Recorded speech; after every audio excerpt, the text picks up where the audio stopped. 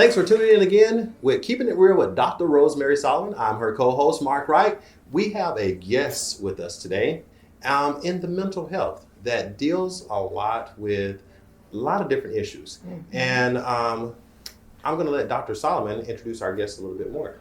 Well, thank you so much, Mark. I'm so excited to be sitting in the couch with my good friend Lynn, a woman of value, a woman of purpose, a woman that God has placed a gift in her heart about mental health. So many oftentimes we miss the signs. Every family, I believe, in 10 family have someone in the family have mental health. But Lynn are here today to share the signs, some of the things, because so oftentimes we see people and they're doing things out of ordinary and we don't understand what is going on.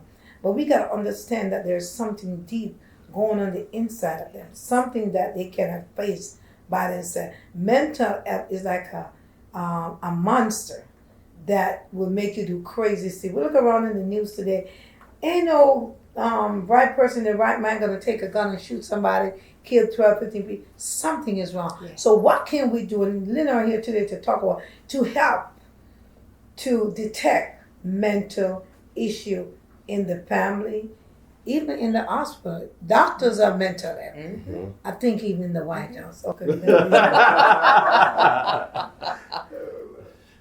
So go ahead, Lynn, and tell TV Land and about yourself, and just give them it raw, because you are the expertise. And I thank God that you are on my team. Yes. And I told Lynn when I met her that we got to be traveling and doing this, Mark, because it's so needed. Yes, it is. It is so needed to talk about it. Go ahead, Lynn. Good. Hello, everyone. It's just a pleasure for me to be here with my good friend, Dr. Solomon, and with Mark. And I am the founder of the Healing Journey Counseling and Consulting. And I deal with mental health issues. The top issue that I deal with is depression. Mm. And that is something that is plaguing our community. Just yesterday, one of the Kennedys, one of the young Kennedys committed suicide. Yes. And it was rooted in depression. And it's so sad for young people to take their lives. And, we have this, it's so common, it seems like now, from overdoses and things of that nature, from cutting your wrist. And, people just can't deal with the challenges of life, relationships, grief, all of those issues can lead into depression.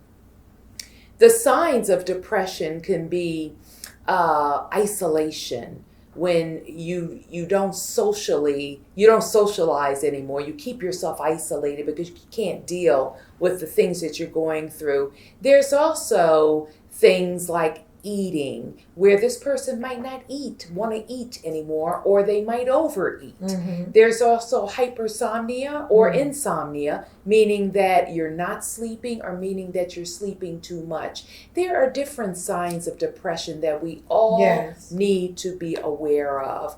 Help that family member. If they're talking about hopelessness, that's a big sign right there that there's no hope. There's always hope, because I like to help clients turn negatives into positives. It's the way that you think about things that can bring on depression and slide you downhill into that deep, dark hole. And that's what depression can do if it's not treated and taken care of. Quick question for you. Are you guys religious counselors, or are you secular counselors, or a combination of both?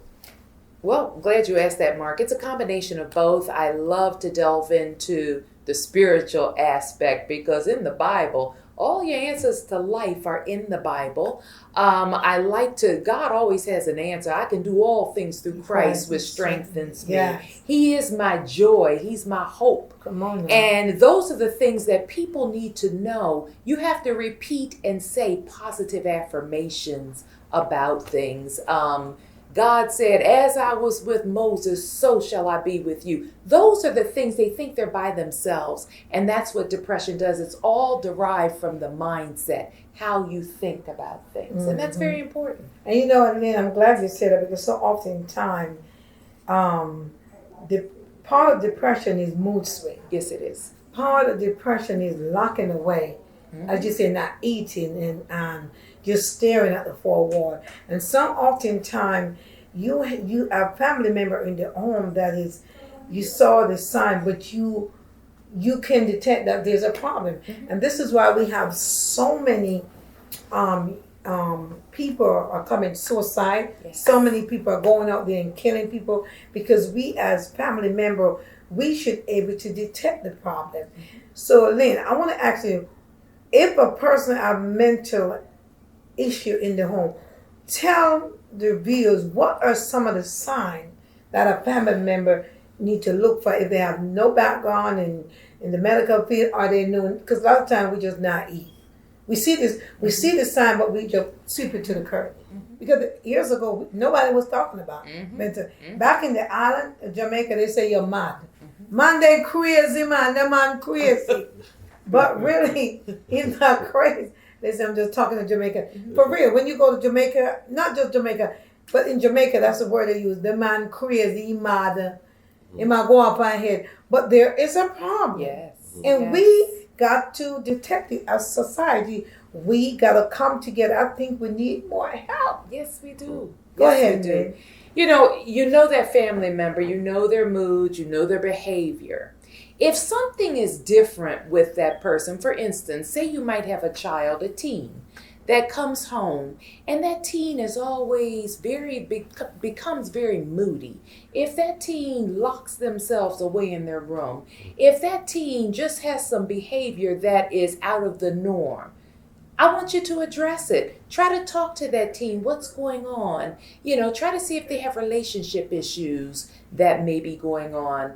There could be bullying at school. There could be boyfriend, girlfriend. There could be some grade issues, some academic issues, and they just can't handle things. Talk with that child. Yes. Talk with that teen. Do not let that child stay by themselves. Just keep talking with that child. Yes, They need a listen. support system. Yes. Also, you can also go online, and Google University tells it all these days, and you can find a counselor that they might want to talk to. Also, the schools have counselors on call that they can also counsel. A lot of times, your teens may not want to talk to you as a parent, and that can be an issue. So find a support system for that teen or that child. It's very important that you key in on, this is not normal behavior. She's changed. He's changed. The friendships have changed here. That's very important. Those are key indicators for you. Now, Go ahead. quick question. When should a parent decide it's time to medicate the kid or Get some professional help? or get some professional help, or like even adults? When is it time to get medication? So say, for instance, I'm dealing with depression, and I think I can deal with it personally, but when do you go, hey, it's time that maybe you need to get some prescription to help ease some of that pain? Well, that's something that's going to be discussed between you and the mental health counselor. If there's no progress that's being made, or in the tests that are done, the discovery might be that it is a genetic problem. It could be the dopamine in the brain. It could be a lot of things where medication is necessary. So that is something that's going to be discussed between you and the counselor. A lot of people have this stigma, I ain't taking meds, I don't want to do. There's a lot of times where you need meds to balance that mood until, that mood increases or improves. So it's very important I keep it real in this show, because I talk about story in my life, and just under there, I found out my nephew, who was in Atlanta, he was driving. He just pulled over, and he just get out the car, and just start talking crazy. And my sister, who's a nurse, the first thing she got was take him to a place to get some help, because that was out of the norm. So something underlying is going on. And I think we know what's the problem, because he never grew up with his mother. His mother was out of another state, and my brother, who's his father, was here. So all that thing troubling him. There was a time he wanted to go back to the Bahamas with him. So that's a part of a lot of kids today, and he just maybe 21, and we never saw that in him. But he stopped on the highway and just run out the vehicle. But the first thing my sister said, because I have a lot of doctor nurses in the family, she took him to a break to get some cars and want to find out what is going on. There's something, and sometimes there are things on the inside in the past that trigger them. You know, angry. There was a time way back I used to find myself bursting, just getting angry, but I realized that for me it was stress, and because when you overwork, and I'm like, okay, Lord, what's wrong with me? I think I'm just keeping it real, but I pray and I ask God to help me with that. Nothing, just get mad. But it was a lot of, I was trying to help everybody, trying to look about everybody, and that can become overwhelmed. And anybody know me, I try to fix everybody's problem. But I'm not a problem fixer, take it to Jesus. But because I have a heart after God, you know, David was a man after God, and I was a woman after God. I try to help everybody. I want everybody to have it. But I realized I can't do that. So I got to realize to start loving me and do me. Now that means I'm not going to have, but that's another thing that God could give you a mental breakdown, because you try to fix everybody's problem. You try to be a financial blessing to everybody, but I realize I got to stop somewhere. I'm trying, y'all. You know, Dr. Solomon, I'm so glad you brought that up, because a lot of the issues come from the way we think about things. And we have to change those cognitive distortions. That's what we call them. If we just change our view, the way that we look at things, sometimes we'll see another aspect of it. And that's important. Also, when we talk about depression could be coming from bipolar. It could be coming from schizophrenia. It could be coming from a number of different things. So it's good to pay attention to what's going on in your body. If you feel different, you know, something's going on. Say you get intense anger. Where is the anger coming from? What's the root of the problem? And another thing, the most important thing that I like about counseling, and I find this, it's relationship building. You might go to a counselor, if he can't help me, she can't help me. It's all about the relationship. Because when you find that perfect person that you bond with, then that counselor can get in there and uproot those issues that have taken root. And that's very important. Exactly. It's very important. And that's why it's so important for family. Yes, it is. Especially mental and children.